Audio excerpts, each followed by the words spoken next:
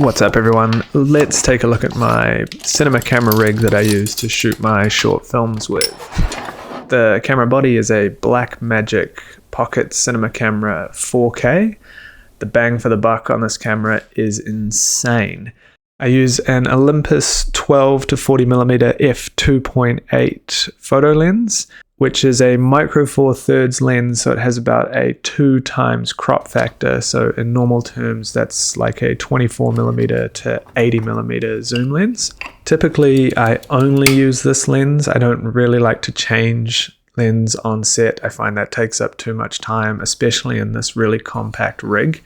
Having the one zoom lens in the middle and the ability to change frame from wide to more zoomed in an instant is a huge and crucial time saver on tight shoots. And I wrapped the camera in the Tilta full cage for the Blackmagic body. These cages are really nice and not too expensive. A little finicky to get on there, but once they're there, they're really sturdy and give you lots of mounting options all the way around.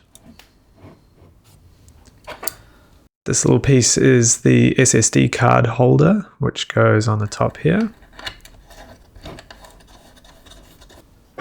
Then we have the top handle, standard stuff. It's a little finicky to get on sometimes. Thankfully I manage here.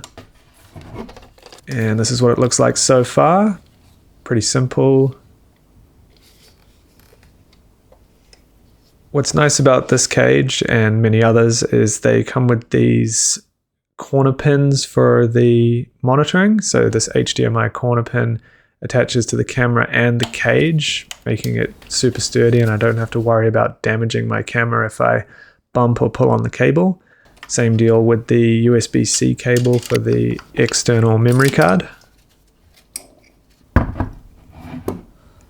And then for the 15mm rod supports, we have this little baseplate thing here that goes in between the cage and the tripod or whatever the camera's being mounted on.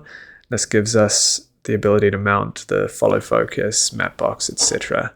And we have this additional short 15mm rod support that holds the follow focus motor. This goes kind of up on the side of the camera here.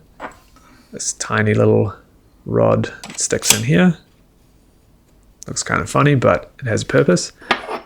These are the longer, well, medium-sized rods that go under the camera. Slide those in.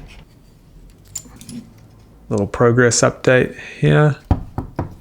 And this is where we start to get quite customized. So this is a third-party little 15mm 1/4" adapter piece here. And I use it to mount this battery plate, which will plug into the camera and the follow focus motor via this DC to micro USB cable on one side, and then the Blackmagic cable on the other.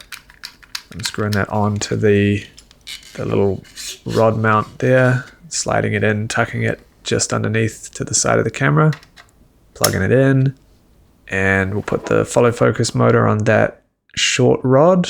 It's the Nucleus Nano motor, and lock it into the teeth on the lens. Because everything's so tightly packed together, which is good, it makes the camera nice and compact, but it can be a little fidgety to attach things on. The good thing is this camera stays rigged up in its case, so I don't have to do this every shoot day. Next we have the manual follow focus. This is a lettuce direct follow focus. I've had this for ages. I don't even know if they still make these anymore. And I've customized it to fit on this rig by filing out a piece that was getting in the way. It's a manual follow focus, and so I use this to control the zoom. It's a bit fidgety to reach into the middle of this rig and do the zoom manually, so this sort of makes it a lot easier. There we go, just like that, and it sits on those 15mm rods. Then we have a Deity TC-1, the timecode generator. So it comes in a pack of 3, so I have another one of these that goes on the audio rig. This means we don't have to run a cable between the soundy and the camera, and it also means we don't have to use a clapperboard and sync audio, which is really nice for obvious reasons, especially in post. And onto the media storage, I opt for external SSDs because they're super fast and large. This is a 500 gigabyte which is way cheaper than I can get for any amount of internal CFast cards. I'm yet to need more than 2 of these for a single shoot day. Then we have the matte box. This is the Tilta Mini Matte Box, super light and small. This is what lives on the camera when it's in its case, but I also have the Tilta Mirage with the variable ND, which is quite a bit bigger, but much nicer for outdoors. Whenever I'm indoors, I usually use this mini matte box. Finally, we have the MPF battery, which powers the camera and the follow focus, as I mentioned. This is really nice because the camera actually takes an internal LPE6. So if this battery goes flat, I have a brief window to change the battery without the camera powering off. So I can leave the camera running all day if I need to. Even in between takes, I could change a battery in an emergency situation. So that's super nice. One battery for the important stuff. A little progress report, starting to look like a proper cinema rig now. Very, very sexy. Lift up the matte box hood there. Yeah. And it's super small too. Not heavy at all. Easy to use for a full day shoot, which is nice. That, you know, big cinema cameras can get really clunky really fast, and it took me a long time to streamline this build into something that I actually don't mind looking at. I've had some really ugly rigs in the past, but not this one, which is why I'm making the video about it, I suppose.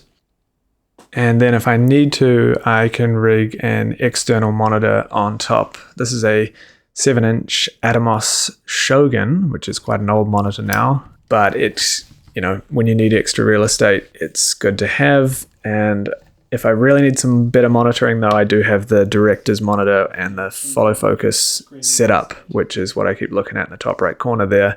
And I have a whole video on that coming soon, so you can check that out. But yeah, that's the rig. Hope you enjoyed. Let me know what you think in the comments. Subscribe if you enjoyed, like the video, and I'll see you in the next one. Take care.